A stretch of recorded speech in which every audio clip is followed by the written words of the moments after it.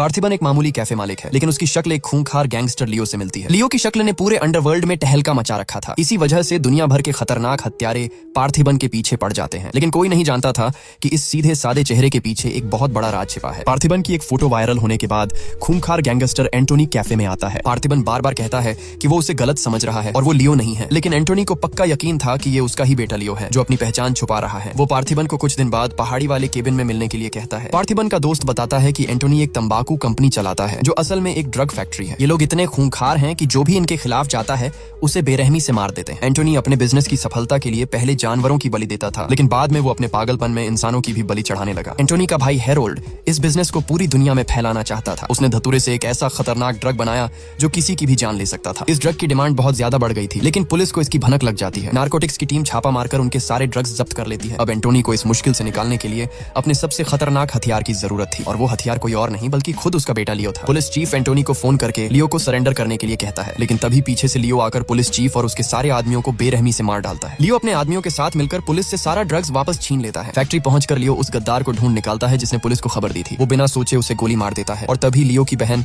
Elisa भी वहां आ जाती है। वो भी बाकी गद्दारों को गोलियों से भून देती है और लियो की मदद करती है। लियो अपनी जान पर खेलकर वो सारा ड्रग्स बॉर्डर पार पहुंचाने का रिस्क लेता है। इधर एंटोनी अपनी अगली बलि के लिए एक खास राशि वाले इंसान को ढूंढ रहा था। ये जानकर सबके होश उड़ जाते हैं कि वो खास राशि खुद उसकी बेटी की थी, यानी एंटोनी अब अपनी ही बेटी एलिसा की बलि चढ़ाने वाला था। पार्टी के दौरान लियो और उसके दोस्तों पर बेहोशी की दवा फेंक दी जाती है। जब लियो को होश आता है तो वो देखता है कि उसका पिता उसकी बहन की बलि देने जा रहा है। लियो अपने पिता से बहुत मिन्नतें करता है कि वो ऐसा ना करे। बहन भी कहती है कि अगर पिता ऐसा करेगा तो वो आज से उनके लिए मर चुका है। एलिसा लियो से कहती है कि वो यहाँ मौजूद हर एक इंसान को मार डाले। एंटोनी जैसे ही अपनी बेटी की तरफ बढ़ता है, लियो गुस्से में अपनी कुर्सियां तोड़ देता है। वो एक धारदार हथियार उठाकर सीधा अपने पिता के पैर पर वार करता है और फिर वहां मौजूद हर एक गुंडे को बेरहमी से काटना शुरू कर देता है। एलिसा लियो से कहती है कि वो इस पूरी फैक्ट्री और ड्रग्स को आग लगा दे। हेरोल्ड अपनी भतीजी को पकड़ लेता है और उसे जान से मारने की धमकी देता है, लेकिन लियो नहीं रुकता और वो सारे ड्रग्स को आग के हवाले कर देता है। ये देखकर हेरोल्ड गुस्से में अपनी ही भतीजी के सीने में चाकू घोंप देता है। मरने से पहले एलिसा लियो से कहती है कि वो यहाँ से बहुत दूर चला जाए। अपनी बहन की मौत देखकर लियो का खून खौल उठता है और वो अपनी बंदूक लोड करता है। जैसे ही वो हेरोल्ड को मारने आगे बढ़ता है,